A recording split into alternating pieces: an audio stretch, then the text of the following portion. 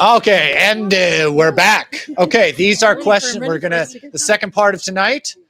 In case you just got here, this is the Granada Community Services District Candidates Forum. We have 4 people running for 2 positions, which is really nice and actually a change from the last few years. Okay, these questions that are going to be in the second half have come from you, the audience. And I was just discussing with the candidates, because they've come from the audience, they're pretty specific. You know, you have something in your mind that you want to know. We looked at these questions. Some of these questions our candidates may not know yet. 2 of our candidates are not on the board yet. Some of these are pretty detailed questions. I'm going to go ahead and ask them. And I've just told our candidates, if you don't know, that's okay. We'll move on. But we feel that we want to honor your questions by at least throwing them out there. Okay. Well, I'm going to return back to a topic that we were speaking to before the break, and we're going to start with Janet on this one. I think it's her turn. Also, I'm reading your handwriting, so just bear with me. Okay. Granada Sanitary District applied to the Local Agency Formation Commission, LAFCO, for reorganization into a community service district with additional power over parks and recreation. Does GCSD have the power to construct or operate a community center? And I believe we already discussed this. We discussed the legal opinion that you presented, Janet, from the document from March of 2023.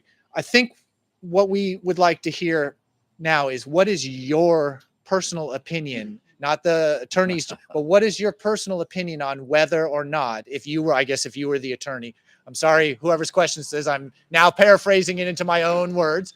If you were the attorney, and I know, Janet, you are one, but if you were the attorney in this case, what is your interpretation as to whether or not GCSD has the power to construct or operate a community center? You're up, Janet. Okay. Well, I am an attorney, and I practiced like over 40 years, and I'm a tenacious attorney, a trial litigation attorney. I do my homework, and in fact, I worked on a case from 2008 to 2021, where my case ultimately went to the United States Supreme Court. So my opinion is that under the government code as cited by the attorney hired by GCSD, his opinion reads something like this. I'll do it. Granada Community Sanitary District does not have the power to drink water, including but not limited to seltzer water, Perrier water, lemon water, etc. So you focus on the first part. They do not have the power to drink water. Well, the opinion says they do not have the power to construct, develop, etc., a community center, including but not limited to childcare, etc., etc. So that's my opinion, and I think that there was other opportunities, such as the old fire station, that could have been used. And in fact, the architect said it would have been adequate for the needs, but I guess adequate is not good enough for the current board. Okay. Next up will be, I believe Wanda is next. Do you want me to rephrase the question? I have to go get it again. Do you want the question again? Well, in your opinion? I think the question is in my opinion. Yes, yes. So, being new to, running for the board, I think that the homework has been done. It's in the materials. So, I would very much like to see us have a community center of some sort. So I'll just leave it at that. Okay. Nancy? The question asked about community center. As I understand the powers that were granted by LAFCO, GCSD has the power to create or offer recreation facilities and recreation activities as defined under a particular California code. I followed that code just to see how those are defined. It's actually in the process of creating questions for a community survey specifically about what do you want in the community center in December of 2022. And so I believe that we actually stopped, we got less sloppy in our language after getting that opinion and seeing the words, and now refer to it consistently as a community recreation center, because it is the recreation parks and recreation law that governs it. So we can do a community recreation center, we can do community recreation activities, but community center is listed in a different power, and it's one of those things that can cause confusion. So it's just language cleanup. We did look at, I just want to say, at the fire station, since I have another 30 seconds or so, and it was adequate in terms of with the 3 minimum rooms and staff space that GCSD wanted, it could be done there. The big question mark on it were 2. One, it had no parking, and so would only have street parking. And the second is the fire department seems totally, they don't want to part with it. So even though they let us look at it, and no plans to put it on the market, and in fact, it's just been leased for 2 years to the sheriff's department. Okay. Oh, Janet, follow up? 1 minute, go for it. Yes. Okay. And so far as the interpretation, the attorney's letter specifically refers to the government code section. In its opinion, government code section 61100. And he says you absolutely do not have the powers to acquire, construct a community facility. Well, Nancy wants to call it something else. Now it's going to be called a rec center. It still falls within the statute. As lawyers are fond of saying, if it looks like a duck, walks like a duck, quacks like a duck, it is a duck. Okay, I didn't know we were getting into animals here. I think this particular topic, we could probably spend the rest of the time on it with follow-ups, because I personally am not fully clear on that. But since we're getting into legal language, I think we'll leave it at that. That's the question I think people want to know is, if you were adjudicating this, how would you feel about it? And I think we got a clear answer from each of our candidates here. Okay. This one just came in, but I want to ask about this one.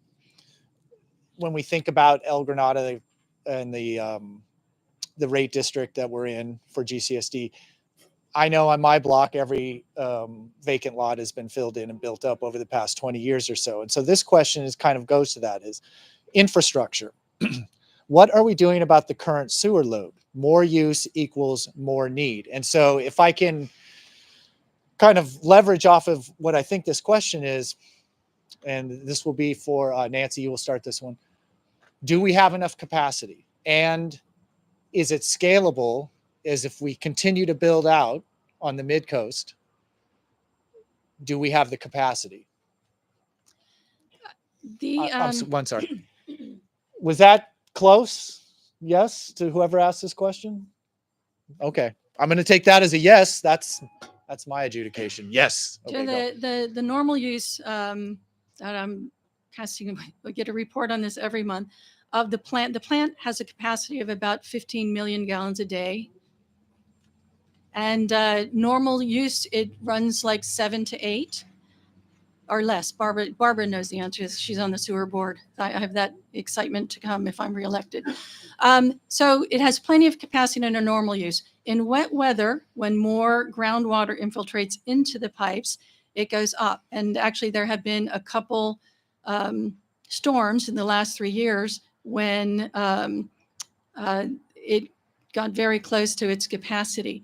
What SAM, Sewer Authority Mid-Coast, has are wet weather storage tanks, 400,000 gallons worth, located actually on the Burnham Strip under what will be the park, and 400,000 gallons worth up in Montera. They have the ability to shut off the plant, the water coming from the north into the plant, and have it stored in those tanks. There was an initial plan to add another 200,000 gallon tank. I think we need it. I think the storm from New Year's Eve before last showed us that we need it, because even with the north shut off, the inundation from Half Moon Bay alone used the full capacity of the plant.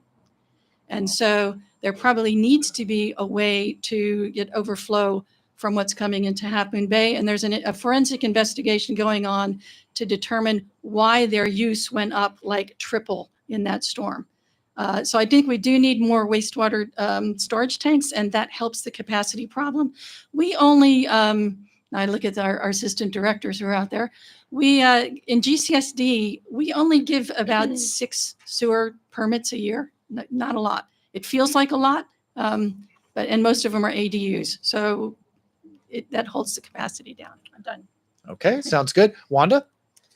So again, I'll just rephrase. Does GCSD have capacity for the current load, and is it scalable going forward? Well, it's a great question. I think Nancy provided the answer. So, of course, being new to running on the board, I don't have the details about that, but it's, thank you for answering that, Nancy. Okay. All right. And Janet? Well, Nancy certainly knows a lot more about this than I do. But I think it's interesting to note that I guess it's recognized that we do have to work for new capacity. We have other agencies along the coast to work with. And one of my concerns that I keep bringing up is if, we have these plans for a park that's, at least 3 times the reserves, what about the reserves that we might need for really dramatic sewer issues or capacity issues? And I think that's a point that I would make it a focus if I get elected to address. Okay. Do we have any? Okay. Do you have questions coming about budgets and so on? Okay. This actually, whoever just provided this orange one supplements the question. Kind of. Answer kind of. Because we're talking about the sewer authority and the parks authority. So I guess the question we have here is, will taxes or fees increase if the community center is built? And if I could just expand a little bit more on that, let's say, is there a possibility that sewer rates will increase if there is more Parks and Rec expansion? And we'll start with Wanda on this one.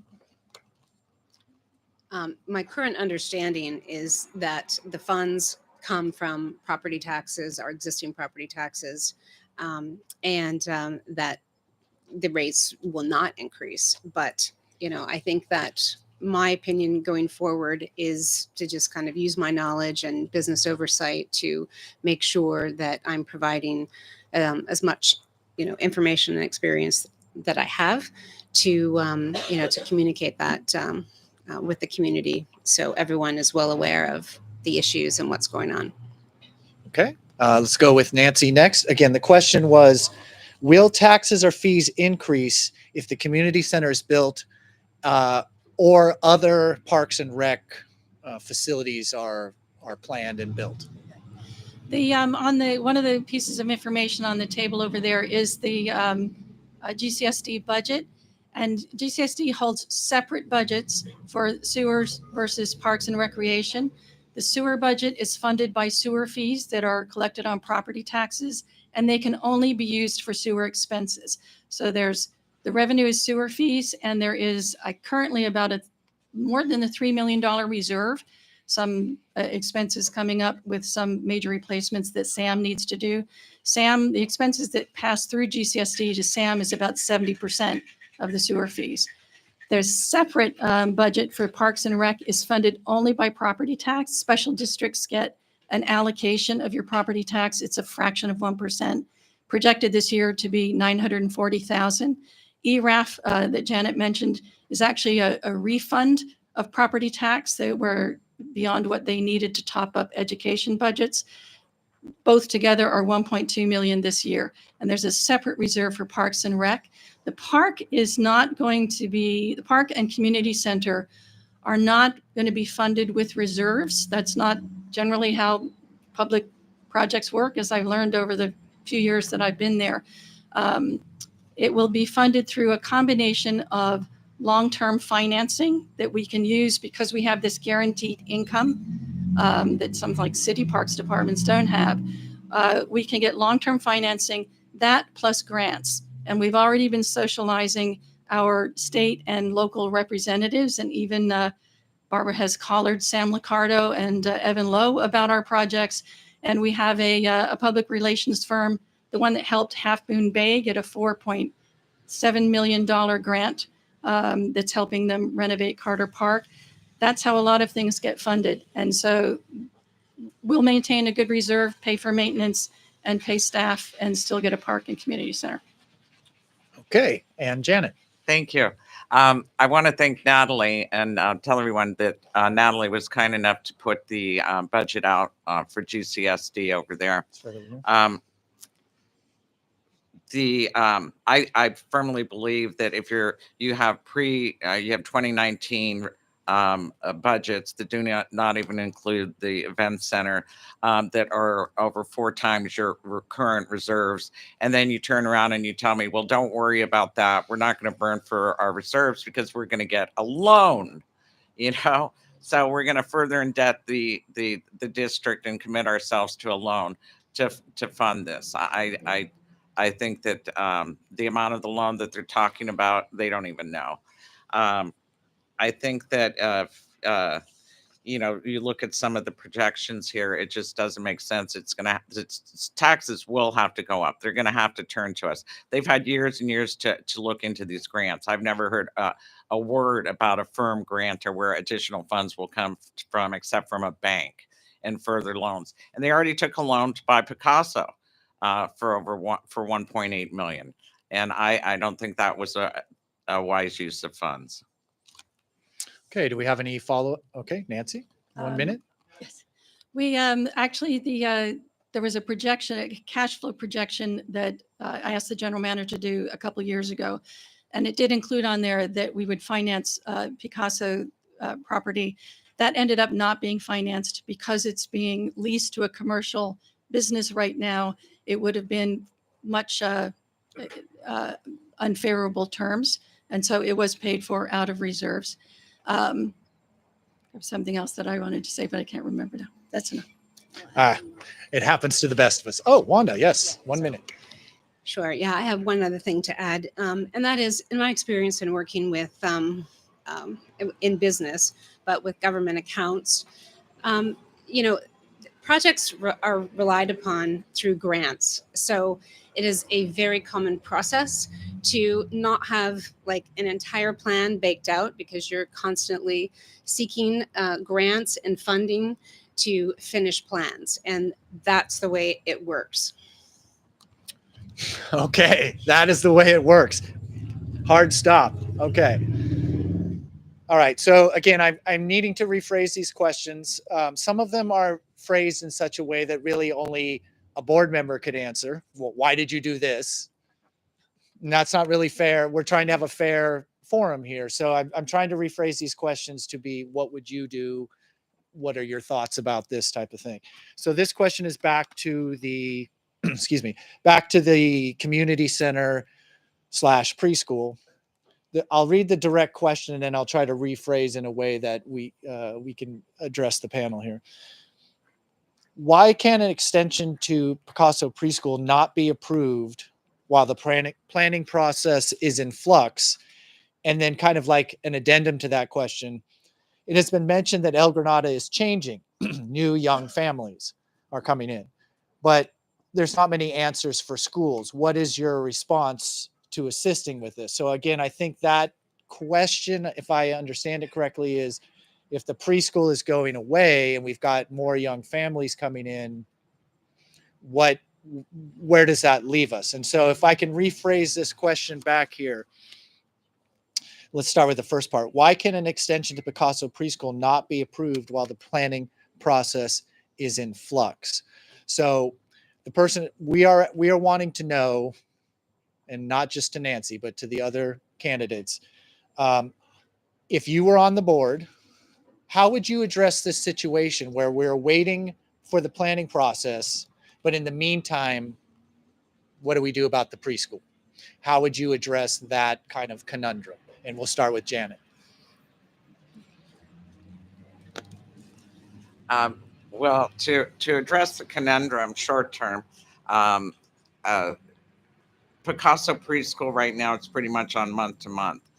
which is not it. It's you can't continue operating a school without a long-term lease because you can't attract teachers. Teachers are, who wants to come somewhere where where you're working might be gone in 2 months.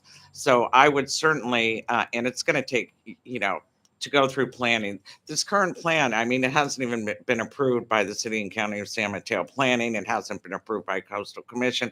I think at a minimum, you would have to give Picasso a 5-year lease so that they can plan for the community. They can attract the people to work at the preschool. That's how I would address it short term. From my own, I'm sorry, for my own clarification, Janet. So you're saying that we know this planning process takes X amount of years, 2, 3, 4, 5 years. Your solution would be, while we're going through that, offer more than a month-to-month lease extension. Absolutely. You have to give some degree of certainty to any business, but particularly to a school that has, as we all know, schools have hard times finding teachers. Teachers will go where they know they'll have consistency. Okay. Thank you for that clarification. For myself, it's hard to understand sometimes. Okay. Next up, Nancy.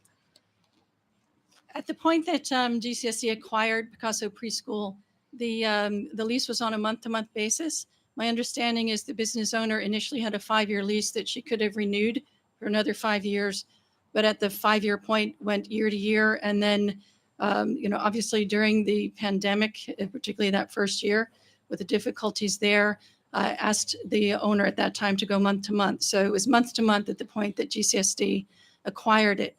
At the point of acquisition, GCSD offered the lease through 2 years. And then once the design decision was made, extended that another 2 years. And so it's had two rounds of 2-year certainty as we sorted out how long the planning would take. She has asked to stay on month to month. It's a very hard business. And at the point that I hope she finds a new location, she's free to move at that point. She's not obligated to go all the way to the end of the lease, but she can leave it at any time, which was her request. And I'm sorry, I must ask for clarification again. So you're saying that the current business owner has requested a month-to-month lease? Yes. Okay. Wanda, do you want to? Oh, have you answered this? Have I gotten to you yet? No, right. I'm sorry, Wanda.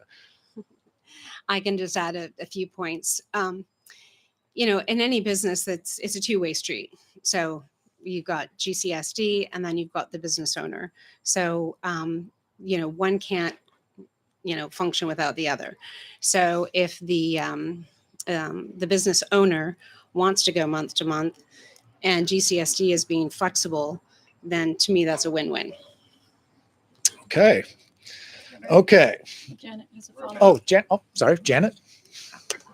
I just want to say that I've gone over to Picasso. I've talked to Candace. I've talked to people that have had students there, and I've had parents reach out to me. I do not. I can't say with 100% certainty, but I've never been told by them that they simply want a month to month. And I've been told about the concerns of maintaining teachers, et cetera, and that you need more time. So Sure. This is new to me, hearing that was their desire. Let me ask you a follow-up question on that. Are you disputing that? Or are you just saying that you haven't heard that before? Well, I will say that I have never heard them say to me when I've gone down or talked to them that, no, Janet, we really just want a month to month. We don't care that it causes us to not be able to have teachers. We don't want any. They never have said that to me. And it's surprising to hear it tonight. Okay. Let's have a fun one. Okay. Again, these are specific questions, and this is about a specific element of the plan for the El Granada Community Park. But I'll bat it over to you, and we'll start with Wanda. Why doesn't the park plan have pickleball in it since it's so popular? That's a great question. And, I asked that question myself because I'm a beginning pickleball player. And so I think if you're a serious pickleball player and you want a court that has walls and protection against the wind, then this is probably not the place for you to play pickleball. But I don't see any reason why perhaps we couldn't, if you don't mind your ball, the wind taking a hold of your ball and just going out for fun, which is what I like to do. So, yeah, I think that, again, the plans are not 100% baked. And if we wanted that and the community wanted that, then I think it's a fantastic idea. Okay. Nancy, pickleball. So as a spouse of a 5-day-a-week pickleball player, 5 days a week. Wow. I have heard this question It's before, and actually, I've played myself, and I've played actually in Ted Adcock Center and at the Cunha Courts. And the Cunha Courts, which have 10-foot high wind fences and are half a mile to a mile from the beach. On a windy day, it's too windy to play pickleball even there. Oh. So this site is right off the ocean. And so it does have a prevailing wind, but it's also within the county's local coastal plan, which has restrictions on the amount of non-permeable surface, as well as things that block the view, like 10-foot high wind fences. So as much as we love pickleball, the park itself is not a great location for those reasons. However, if we get enough grant funding to build the second building, the community room, I'd have to recheck, because I've studied pickleball courts now for this. I'd have to recheck its dimensions, but there might be room for one indoor pickleball court in that great room. The two rooms planned for the existing building are not big enough. They're each about the size of a pickleball court. If you've played in the Ted Adcock Center and run into the walls, as somebody I know has, then it's not very fun. So you do need some space around them, but possible. Don't make me promise one indoor court in the community building when it's built. Okay. Janet, pickleball. Pickleball. Well, I concur with Nancy that the Coastal Commission is not going to ever let you put that amount of asphalt or whatever in a wetland, particularly. Insofar as tearing down a preschool so that we can add a pickleball court, I think that doesn't make a lot of sense. Okay. Are you a pickleball player? I go and watch pickleball, and I've started to read the rules. I have not engaged. Okay. Okay. Let's see here. This question, I'm gonna rephrase it a little bit. And again, I don't think any person up here could give you the exact answer to this question. And so it comes back to, again, like your personal feeling about it.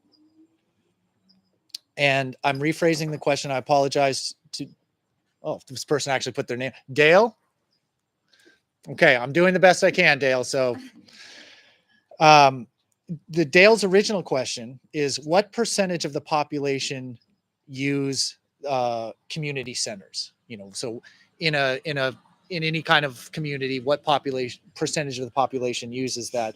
If you know the answer to that, great, go ahead and give us that. But I think if I could rephrase it a little bit, Dale, are you certain that the community wants a community center, and why do you feel that way? And we'll start with Wanda on this one.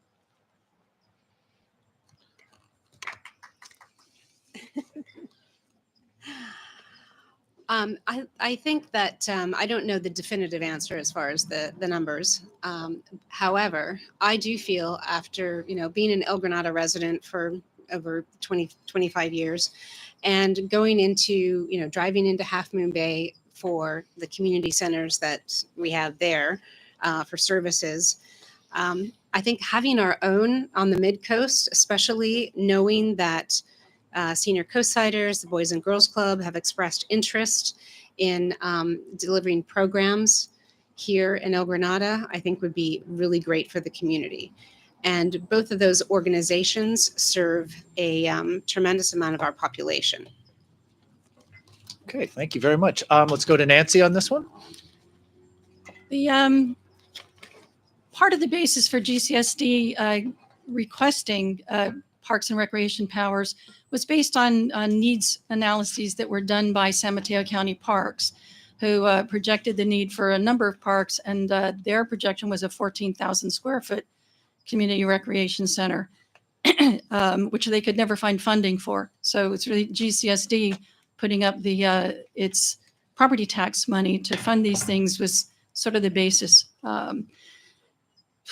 It's hard to know until you do it how many people will use it. I think it's really up to us.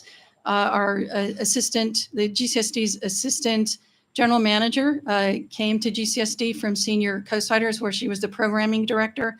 So the amount of energy that you put into programming it and reaching out to the populations that it typically serves is really important. In El Granada's 2020 census, I mentioned earlier, there's sort of three populations that a community center tends to serve. Little kids, there are 100 kids under 5. We have 800 kids school age. We have 1,000 seniors over age 60. It's actually 30% of the population is over 60, and 40% is over 50. And so that is if you go to any community center, you will see senior programs operating, and loneliness and social isolation are some of the biggest health problems among seniors. So I think that really is the most important target population for programming for the rec center. Okay. Janet?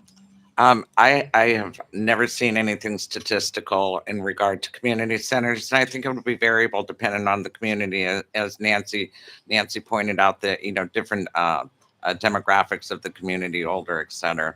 I do go to the San Bruno Community Center with my mom, and I've gone to the Millbrae, and I've gone to a few others. And all I know, this is from personal experience, I don't know who goes to these centers, but I'll tell you, if you offer bingo that gives a payout, they go. Okay. Can I do a quick fun? This is fun. Okay. A fun follow-up. Okay. If you promise it will be fun. I went to one of the community centers that I visited was the Pacifica Recreation Center, and similar on a Friday afternoon, their big room was full of more than 100 people playing bingo to get the payout. One of their other rooms, and this was just precious, was about 20 people, average age somewhere in the 60s, average, getting ukulele lessons. And so, there's all kinds of things that you can do. It's just a space to fill with imagination and needs and interests. Okay. I think that's going to be our last question, because we want to do, but before, I just want to do my own personal follow-up on this. You can just give a one-word answer on this. I'll start over here on this side with Wanda. Rephrasing that last question, it's basically a yes or no answer. In your opinion, based on whatever metrics you want to use in your mind, do you think that the rate-paying district of GCSD, do you think that community wants a community center or not? Yes. Okay, next. I say 67% said yes. It was a yes or no, but so that's a yes. Yes and no. Yes. Okay. Yes. No. No. Okay. That's that. Oh, there's your best answer. Can I ask a question? Who is Iris Grant, and why Oh. do you know nothing about this? Excellent question. We'll get to that, and then we'll get to our closing statements. Iris Grant is the fourth candidate for this position. These two positions that are open. She could not be here tonight. You will have to get information on her positions from wherever you can. Nothing in the announcement and the legal document. Nothing. Each candidate is responsible for their own campaign and how they want to run that and what materials they want to provide. That's all we can say, is that everybody was invited. She could not make it tonight, so hopefully she'll find another way to get her word out. Okay. We're down to our closing. So I gotta look at my notes here. Who we started with Janet, then we went to Wanda, then we went to Nancy. So Nancy, you will start with the first closing comment, and then we will go to Janet, and we will finish with then we will go to Wanda, and we will finish with Janet. The GCSD board is, I think of it as a public service board. I don't think of it as political.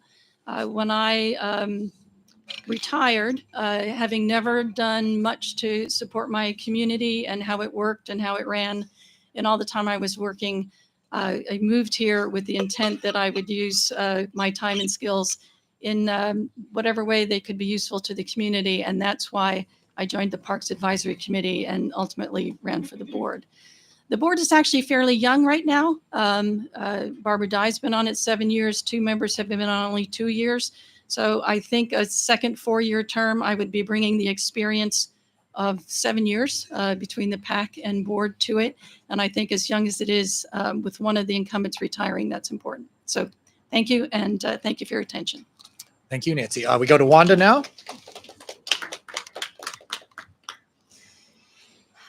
Since I've been living on the coast side, I've been engaged in volunteer work for almost all of those years. Definitely the last 15, pretty much dedicated.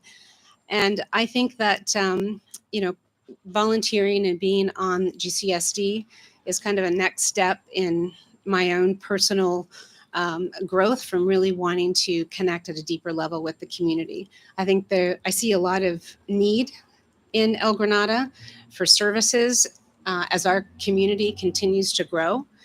And whatever we can provide that's going to enhance and enrich the lives of our community, that's my main focus. So thank you. Okay. And Janet. Thank you.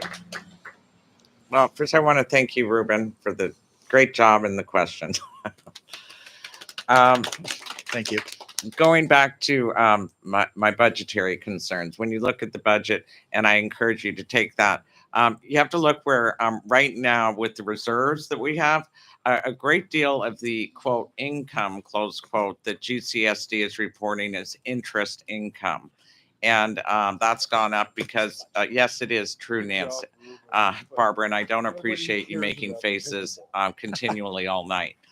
But putting that aside, if you look at the interest income, there's a large percentage is interest income, and the rates have been good for us. Who knows where that's going to go? And then there's also income that's coming from this ERAF that is fluctuating and should not be looked at, particularly because Governor Newsom, they weren't counting charter schools. Now the governor is going to say we have to include charter schools in these funds, so that diminishes it. So in summary, I think that we have to look at the roots of the community, that how GCSD was formed, how Prop G worked, what people wanted, and look at the surveys. It's been years now, and I think that we need to tone it down. I'm not saying we shouldn't do anything. I envision something more where we're not changing the topography, where we have a wood board walkways that we can all walk throughout the park, where we have actual signs that say, here's blue herons come here, owls come here, and they describe the birds, they describe that, and we can all walk through there. And I think that, and if we wanted to do some exercise, we could put in stations where you could do pull-ups, things like that. I think we need to tone it down to reflect the community and what we can afford. Okay. Thank you, Janet. Don't leave yet. Don't leave yet, because and gather your energy, because I just want to thank Janet, Nancy, and Wanda for being here tonight. And again, for running for public office. I encourage everybody, if you have an opportunity, if you have the time, to run for some public office. There are many, many opportunities, whether it's the Mid-Coast Community Council or the Harbor District or GCSD, or depending on where you live, there's other opportunities. There's committees that you can serve on, county committees like Coastside Design Review, that would have say on some of these issues, not these issues right here, but issues in your community. Please, if you have the opportunity, run. It takes a lot of courage, and I really take my hat off. If I had one, I take my hat off to these 3 people for having the courage. Iris as well, for having the courage to run for public office. Also, if I could just give a public service announcement, we're in the voting window, so please exercise your right and your privilege to go vote for whoever or whatever it is that you want. That's the great thing, that we can vote for whoever or whatever it is that we want. Okay. Also, Jetty Wave, Michelle Westendorf, thank you so much for providing this venue. I mean, we got the exact coastal weather, right? A little foggy, can see the blue over there. It's like a little chilly, but we didn't get the wind, and that's what made it a really pleasant evening. We got the heaters, drinks. This is a wonderful location. I really appreciate Michelle for offering that to us. And then finally, I mentioned it before. The Coastside Civic Engagement Group, which is a collection of neighbors, pulled this thing together in like a week because they wanted to make sure that the ratepayers in the district had a chance to meet these candidates, because if you've ever been to a GCSD meeting, there's not usually a lot of people there. So what is GCSD? What does it do? Who are the people that are going to be making these decisions? Well, now you know at least 3 of the people that could be making these decisions. So I want to thank those people again. I don't want to forget any names. We've got Natalie, the real mover and shaker here, really got this done. Michelle Dragony, the Coastal Butterfly, helped out. She left because she's going down to the MCC meeting, which starts in 2 minutes on Alhambra there. Simon over here, he's our technical guru. Not only do we have mics going, he is doing we're live on YouTube. Yeah, well, something is happening on YouTube that's live, and then he's also capturing it for a podcast. So if you want to listen to this again, if you want to offer it to other people, where can we find this, Natalie? CoastSideCivic.com. Okay, coastsidecivic.com. These And Coastside Buzz tomorrow. and on Coastside Buzz. Okay, you can go there. So thank you, Natalie. Thank you, Simon. And I'm sorry, Melinda McNaughton as well, also part of this group. Thank you, Melinda. And thank you all for coming out tonight, for really making the community proud with what I said, respectful, considerate, and professional questions and attendance. Congratulate yourselves. Thank you for coming out, and everybody have a great evening, and let's have a great community, right? Thank you, Ruben. Thank you. I appreciate that. Thank you.